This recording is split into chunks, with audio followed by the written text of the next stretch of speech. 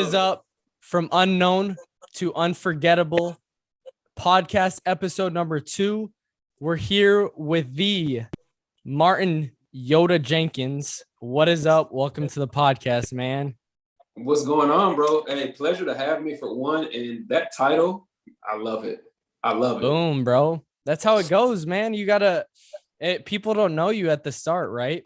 You came from people come from nobodies, and then you get your name out there, and legends are unforgettable, man. So dude, I love that's pretty. Yep. So a little bit of backstory on me and YODA. We actually met at the SWAT conference about 2 weeks ago.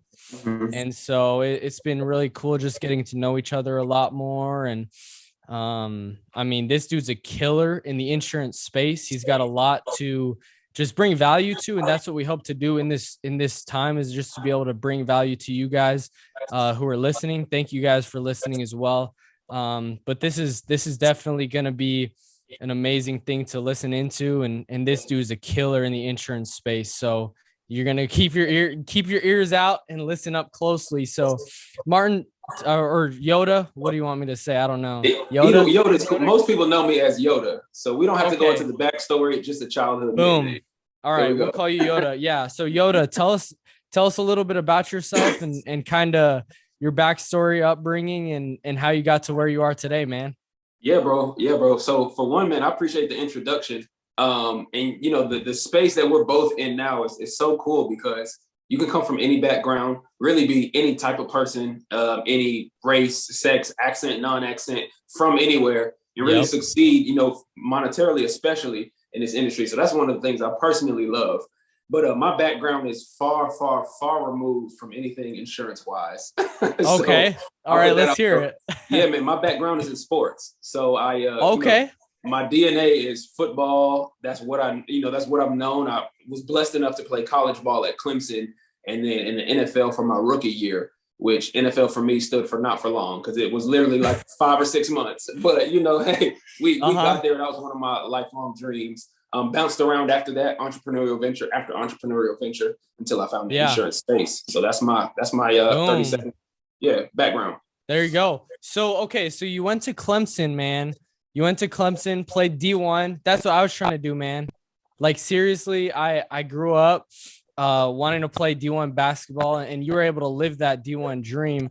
Tell us a little bit about being at Clemson, man, and how that was. And you know, was it everything that people think of like, dang, the D1 dream, people know me, all that stuff? Like, tell me a little bit about that. Yeah, man. So it's kind of twofold. It's internally and then externally, right? So internally, it was phenomenal. But at the end of the day, I had bigger dreams than just that. Like, I wanted to play professionally. I wanted to play in the Super Bowl. So that was just a stepping stone. So with that being said, you know, I had a even bigger chip on my shoulder. And I think going D1 just really grew my hunger even more, because now I'm around the best of the best. Like, for example, practice, Deshaun Watson at quarterback, DeAndre Hopkins at receiver, Montavious Bryant at receiver. And I'm playing defensive back. Y'all can't really see me, but I'm 5'9", you know, $170 soaking wet. So, you know, it was really like that underdog mentality. And that's really where it started with sports. Just like, hey, the only way to win is to outwork, to outcompete, to outgrind. So that was my mentality going in. But yeah, from the outside, you know, it was really cool, you know, being popular and having people know your name. But at the end of the day, that's just like a byproduct of really just putting in the work. So I was super focused, man. I had a great time at it. Dude, that's awesome. So you went to Clemson, and were you there 4 years? I was there, 5 years. I redshirted 5 years. Yeah. Okay. So you went there, and then you went to the Jets. Is that right? That's correct. Yep. So tell us a little bit about that, man. Because I mean, D1, that's crazy enough, but then you go to the NFL, man, and shoot, killing it, bro. I mean, tell us a little bit about how that was. Yeah, that was phenomenal for the short window that it was. I mean, it was the same thing. Now the chip grew even bigger. All right. I came into college as to talk about, you know, sports background as I wasn't the 5-star guy. I was the guy who worked his way in. And NFL was the same thing. Like, I wasn't drafted, undrafted free agent. So, you know, getting an opportunity at mini camp and preseason and just going into that the same way. like what you said, bro, unknown, trying to get to unforgettable. Nobody knew me. Totally. You know, no names, no massive recognition, and just working. So that was phenomenal while it lasted. It was cut short due to injury. God had some other plans, but at the end of the day, hey, I mean, whether it's football, whether it's another sport, whether it's insurance, it's like the same principles and the same rules apply. So, oh, totally. I love Yeah. it. And so now how we met was we were at a conference, and this was an insurance conference, but mainly it was entrepreneurs all in a room, people who are hungry, people are motivated, and put on by Nate Offer, like super big, and with Symmetry Financial Group. And it was cool because it's not, oh, you're not pulled in one direction. It's all these different IMOs together. There's probably 5 or 6 different ones together wanting to get better. And that's what's awesome. What I love about YODA is he's a killer in what he does now. So we're both in the insurance industry, and it creates the most millionaires. The reason why I'm so passionate about it is because you literally don't have to have any startup. Like, to start up, you don't have to have anything. Absolutely. That's what I love about it. I started a clothing line when I was 18, and you got to have a lot of capital to start. But with insurance, bro, like, you don't need to know. You don't have to have anything to start, man. And dude, those margins, tell us about those margins, bro. Man, the margins are, you talking about flipping money. I mean, once I started hearing about the type of money you can make, oh my God. Then I realized it was legal. I'm like, oh, you don't gotta tell me nothing else. Right, dude. So how'd you get into the insurance industry? I've been like so curious. Yeah, bro. So man, it's actually funny. So coming out, you know, once I finished football, essentially entrepreneurial blood, I always knew I wanted to start a business. I took the money that I had made, the money that I had saved, and put it into a trucking company. So that was however much that was, 40, 50,000. That didn't end up panning out. So once that I think that span was maybe a year and a half.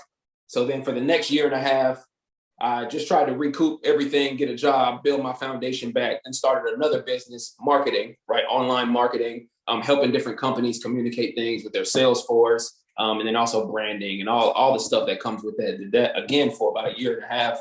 And my old teammate, we just ended up linking up, one of my best friends, and he ended up talking about how much, honestly, it was about the money at first. He started talking about how much money he made. He told me, hey, this last week I made 15K. I was like, what? Selling what? Yeah, selling insurance. I'm like, okay, maybe I need to look at this insurance thing. I never knew it was anything close to that. Because bro, just like most people, when you hear the word insurance or insurance agent, like that's not a palatable phrase. Right. You know what I mean? Totally. So insurance agent, like what's in my mind for an insurance agent is like, I won't go through the description, just, you know, but it's what you think it is, right? Maybe a little bit older, maybe a little bit more slower, maybe not young and energetic. I don't think of somebody who's super financially successful. Now I do, knowing it. But so when I can see that example, I saw my friend, you know, we went through everything. I was like, man, I'd be an idiot not to give this a try. So got my license, and that was my introduction to insurance right there. Yeah, man. So, I mean, why'd you go into a trucking company? Met somebody who was successful at it, and I was like, if they can figure it out, I can too. Put all my eggs in that basket and just went into, again, just about the money, opportunity. I see stuff, and I'm the type to just go before I think, which can be a good or bad thing, but historically that's what I was doing. So I was totally. Yeah, I was listening to Think and Grow Rich as part of my morning routine, is waking up, writing down my goals. And Ed Milet, I was listening to a podcast with him, and he drinks a half gallon of water right when he wakes up. I'm like, okay, so I got one of these, and I started that, and I'm like starting a little bit, trying that out of just like getting hydrated and then writing down my goals and then going to the gym. And so I was listening to Think and Grow Rich earlier today, which is, if you haven't listened to it or heard or read it, like, phenomenal book. You got to read this book, Think and Grow Rich. Holy cow. So I was listening to it, and what you were talking about, like, Napoleon Hill is talking about, which if you haven't heard it or listened to it or read it, Napoleon Hill took 500 of the most successful, wealthiest people in the world, studied them for 25 years, and put them all into this book. So, I mean, I got no paid advertisement for that, but I'm all for helping other people. And that's why I started this. But he talked about the thought and the idea of when you have a thought, if you don't act on it quick, that living thought could die so fast.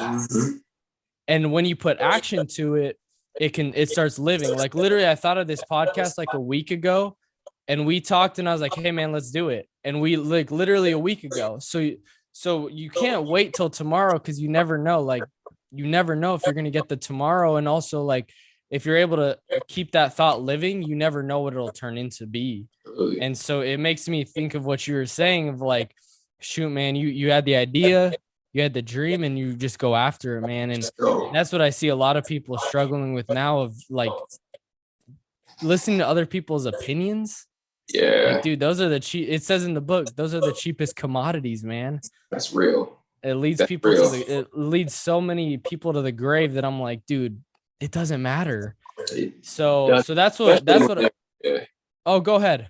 Yeah, I was gonna say, to piggyback on that, bro, especially when they're not where you want to be, right? Like I made this rule this might have been 10 years ago, honestly. I made this rule in my life where I wasn't gonna take advice from people who I wouldn't want to trade places with. Boom. So we can get into like the baby. You know, and that is really helped me, because we can get into an echo chamber really easily of like, oh, my mom and dad care about me, my sister, my best friend, whoever, they care about me. So their advice really, really holds weight. So if I'm going to go start this business, they probably know if it's a good or a bad idea, right? Just because they love me and care. And so whether it's family, whether it's mom, dad, like if it's relationship advice and I don't want to trade relationships with you, I'm not going to take it. It sounds kind of rude, but if you don't have the business that I want to have, then if we're talking about business or whatever the case may be, you can have your opinions all day, but I'm not going to internalize that and really think about it. And so that was exactly what you said, man, like opinions. Yeah, totally. And a lot of people, you want to trust your mom and dad. You want to trust your brother and sister, right?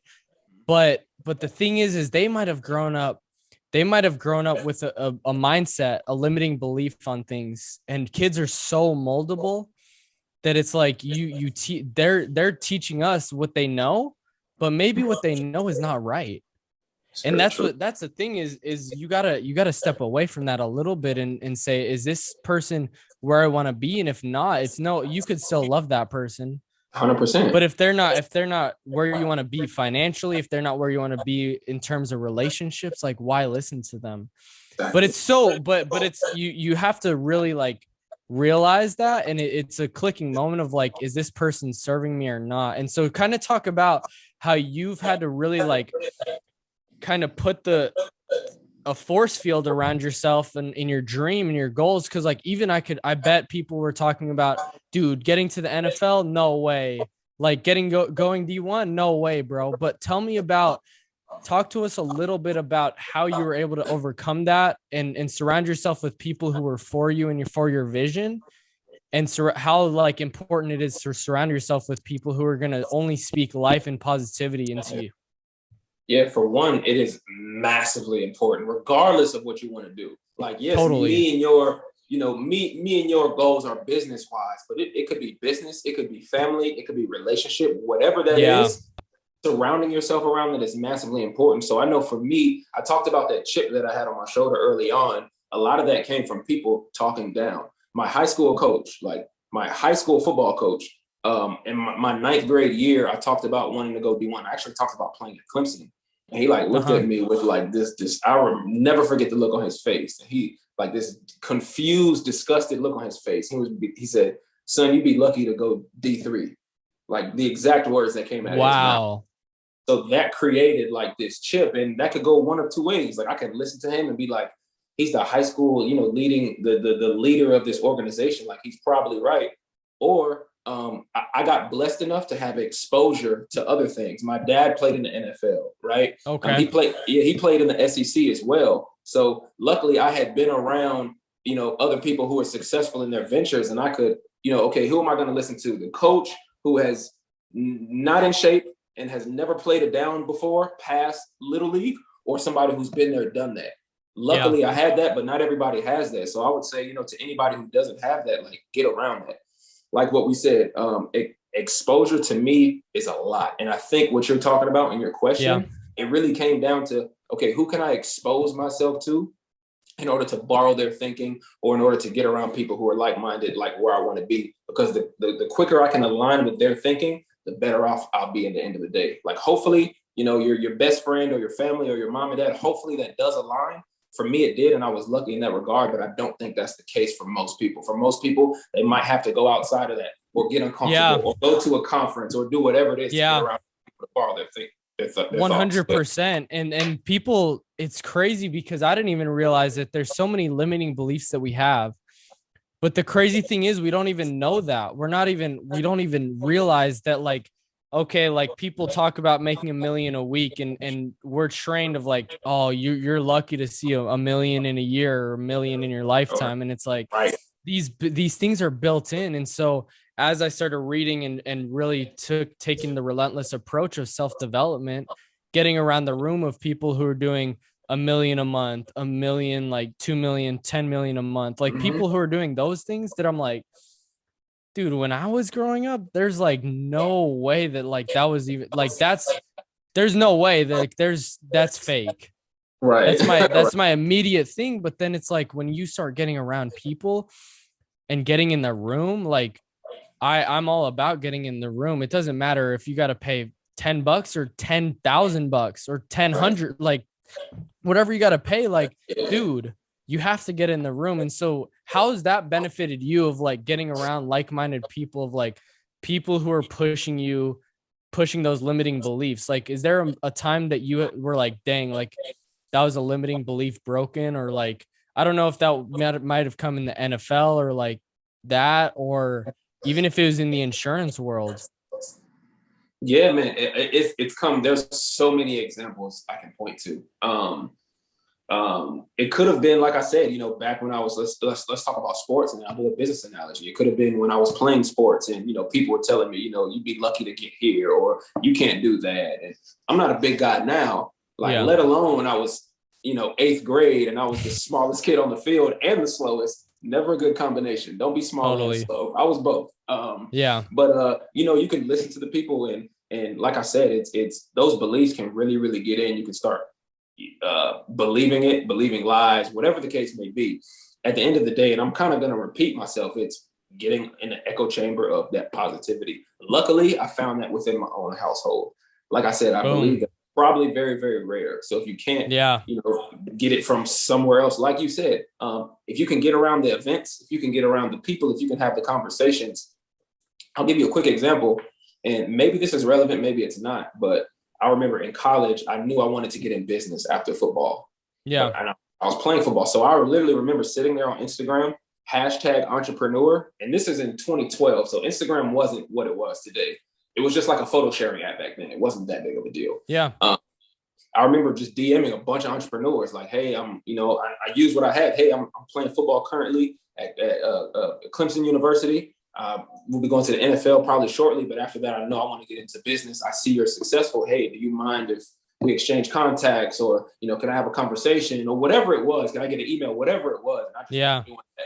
Hundreds and hundreds and hundreds of entrepreneurs. And like I said, Instagram wasn't even big back then. So I might have got 2 or 3 responses. But I say that to say, like, do whatever you can to get around those. And if you can't, for whatever reason, with today's technology, you can. But for whatever reason, if you feel like you can't, do exactly what you're doing. Well, let me get into a book. Let me get into an audio book. If I can't have the direct conversation, let me get something about what you're saying through their content. And nowadays, man, everybody's making content.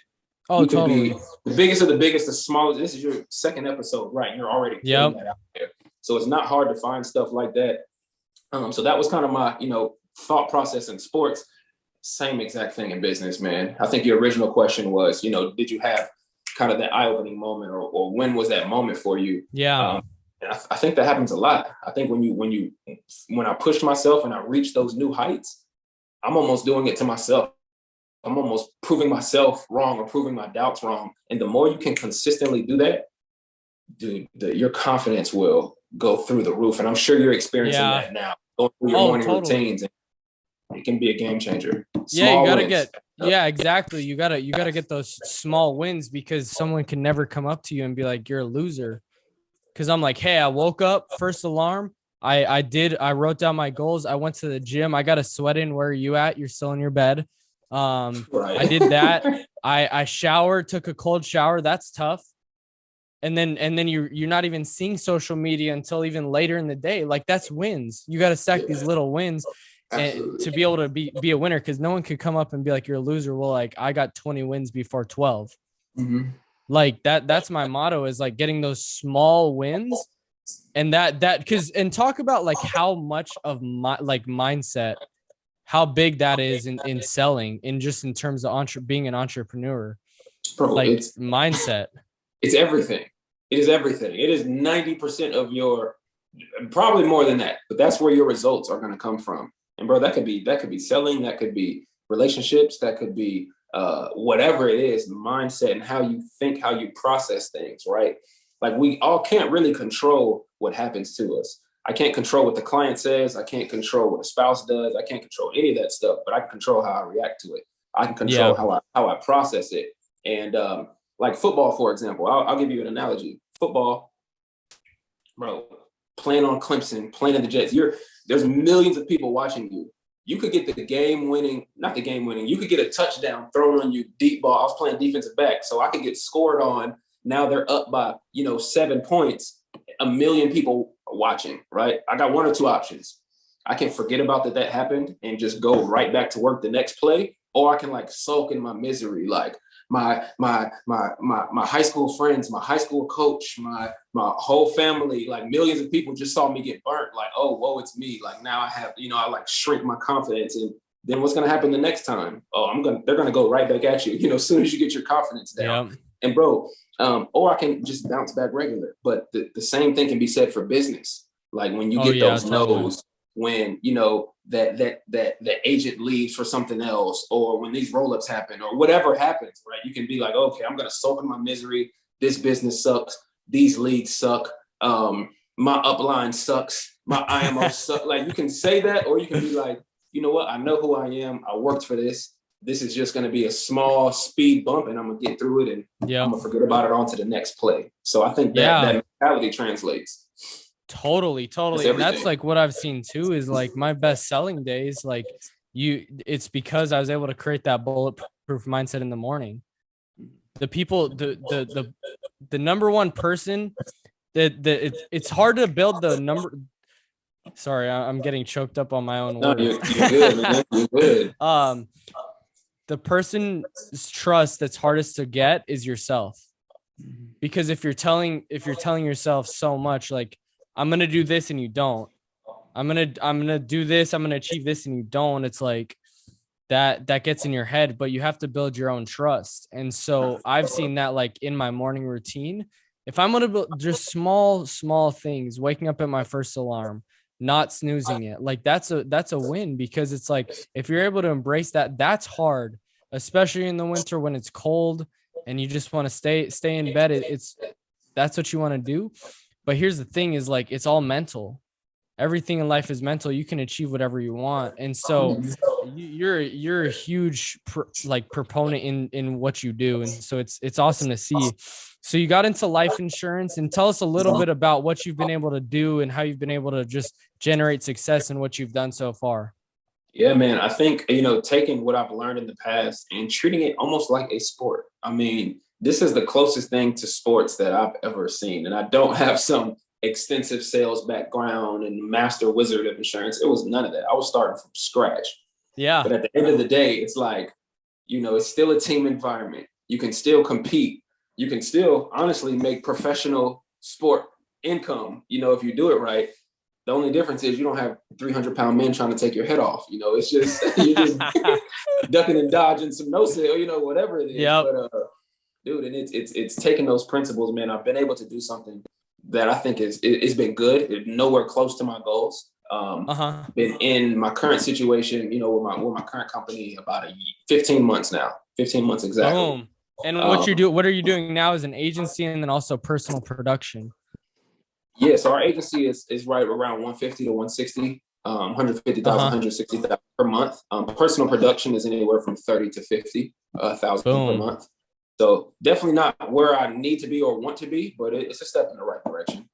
Yeah, and the crazy thing is it's literally like if you were to go to an ATM that's spitting money at you, that's literally what investing in leads is. And that's what's awesome is that there's millions of lead vendors out there. And that's what's crazy. That's what I think is so crazy is that you can literally start a business from day one. You just get like $1,000 or $500, whatever, to get some leads, and you literally are in business.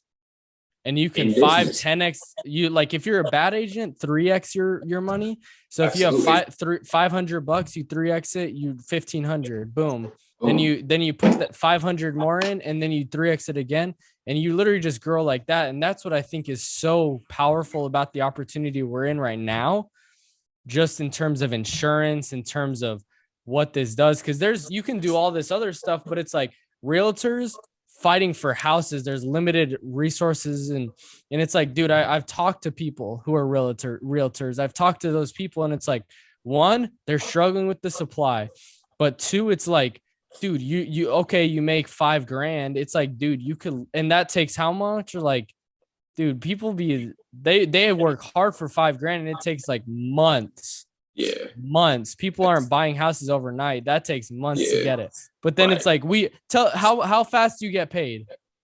If you sell a policy, 24 to 48 hours. So if you sell $1,000 policy, what's in your account in like about 24 hours? 75% of it. So $750. And it takes about 30 to 45 minutes to sell a policy top to bottom. Dude, that's like $750 an hour. Even more than that. Exactly. And that's what's crazy. Yeah. And that's what's crazy. It's just a numbers game. You get all those leads, you get the investment, and just boom, you're just going. So talk about like some of the biggest months that you've had and what you were like had to do to be able to get to that. It's crazy because it sounds so simple, but having the ability to scale your income in this business is so simple. It's so simple. After you get through the basics, which is, let's call it a 90-day onboarding period, if you will, you crushed that way quicker. So salute to you, right? I appreciate it, man. It sounds like it took you like a day or two, which is possible. Let's say you got the basics down. Now it's, let me put $1 in, take 5 out. Well, if that was the case, if I said, yo, Johnny, if you give me $1 today, I'm going to give you 5 on, Wednesday, Thursday. How many dollars would you give me? Well, if you believed in what I was saying, as many as you can. And so it's the same thing with leads. Like if I want to double my income from this month to next month, guess all I do? I buy more leads, I call more people, and I run more appointments. Double the people, double the appointments, double the income. And it's literally, once you get past the basics, it is literally that simple. And I love having that much. Like, for example, I got married 2 months ago. Right. So leading up to the that's awesome. I saw those wedding pictures, bro. You guys went to Mexico after? Was that? We did. So we got married in Mexico. Oh, okay. Destination wedding. It was a destination wedding, which was phenomenal. So leading up to it, I knew I was going to take a small amount of time off. So I'm like, hey, the month before, let me just double my income. So I just literally got more leads, invested more in leads, right? Ran more appointments, saw more people, sold more policies, doubled my income the month before. So now if I want to take off 2-3 weeks, if I need to, well, my income is really not going to feel that impact. And I don't know too many businesses where you can do that on command like that. I don't know any. Nah, totally. And that's what drew me. And I was like, holy cow, there's people who filled out a form that want this insurance. You literally get paid in 24 to 48 hours. And like, you literally just rinse and repeat over and over again. Like what in the world? Like, bro, when I did 4,000 in a month, like in a day, my 4,000 in a day, did that.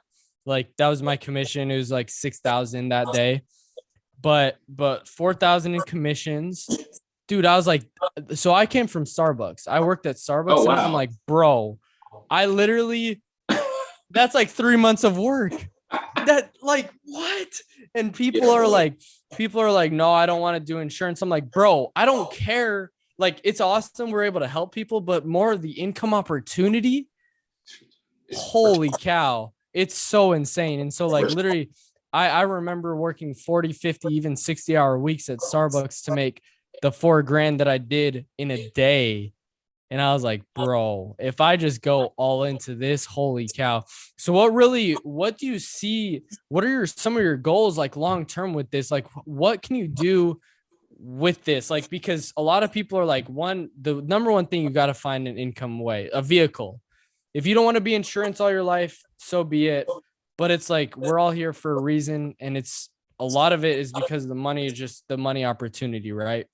So what are some of your long-term goals, and like why is choosing the entrepreneurial route the route to go instead of like a salary where it's capped out? For sure, that's one of the reasons, income wise, right? Everything is gonna rise and fall on what I do and what I'm able to produce. I have confidence in myself to where I can believe in myself enough to say, hey, if I go out and work, the system is already in place. And that's another thing. The system is already there. For me, like I said, I've had the drive in me, and I've done trucking, I had marketing. I mean, there's probably 8 other companies in between that. So I know what it's like to try to almost create a fresh business, right? It's like you're creating a business, you're creating a product or maybe a service. Then you're going to find those people to sell that service, and then you're going to try to scale that service. So there's 2 main things, right? It's like, what product am I going to sell?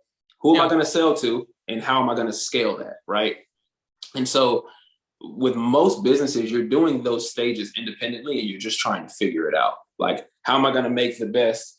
I have a energy drink over here, right? How am I going to make the best energy drink? How am I going to do the distribution, and how are we going to scale it? Well, with insurance, man, the reason why I love the model so much is because those PowerPoints, if you will, they're already taken care of for you. Like, who am I going to sell to? Well, there's those leads. Well, how am I going to create the product? I don't. These 100, 200-year-old companies have already created the product. And then how am I going to scale it? Well, there's already people, like you said, Nate, who threw the event. Me, John Wetmore, people who have built $100 million, $200, $300 million companies in insurance to say, hey, if you want to get here, this is what you have to do, X, Y, and Z. So the system is already in place. The only thing missing is the hard work. And I know for guys like you, guys like myself, the hard work piece is not the hard piece of entrepreneurship. It's really all the other intangibles. So with all that being said, it just made so much sense as, like you said, being the vehicle to drive. And then for me, some of my biggest goals this year is to personally produce. So on my personal pen, minimum 400,000. The goal is 550.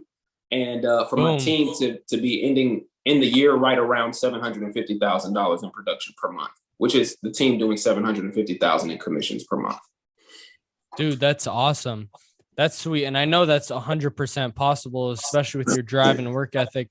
If somebody came to you right now and was like, hey, YODA, I'm debating on if I should leave my job to be an entrepreneur. Like it's scary. It's risky. I know the benefits. Like, what would you tell them? Because the whole reason for this podcast is to be able to inspire that animal, that competitive nature inside of you, that prey drive. That's like, I want to be competitive. I want to go out and win, but maybe my self-confidence isn't there. Maybe I don't know what it could be for certain people. The security, whatever it is, like it's easy. It's comforting knowing I have a check coming in. But if someone were to come to you, a younger dude in their 20s came to you and is like, hey, like, why should I be an entrepreneur? What would you tell them? Yeah. So yeah. And let's talk about, kind of what we do in particular. Obviously I can relate to that. For one, I think a lot of people would say that for the security reason. Hey, I don't know if I want to leave my job because it's secure, right? Yeah. And I don't think most people look at security correctly, right? Yeah. So what is secure about it? Yes, the check is coming in. The coronavirus just came out that wiped out, I don't know how many millions of jobs, right? Yep. The business can go down, right? So you're really banking on somebody else to pull their own weight. And that's where your own security comes from, really, in somebody else. So if I were to tell that person, if they believed in their ability to work. Now, if you're, lazy, you don't, hey, I don't want to work earlier than 8, and I don't really want to work past 4 p.m. every day. And, The weekends, that's me and my family's time. I don't want to do anything there, but I want to build a massive business to $100 million. I'd probably say you're better off staying at the job, right? But for people who do want to build that, they're willing to sacrifice in the short term to gain in the long term. I'd say the stability is going to come from being in the right system for one, and then holding your weight, right? Like our stability comes from, okay, I know every week I need to get this amount of leads, I need to book this amount of appointments, and I need to sell this many policies, and that's going to be my salary. Now, if I want to double my salary next month, I double those numbers. If I want to take off next month, well, then I have that flexibility. And that's where our security comes from. We're in an industry that is not going anywhere.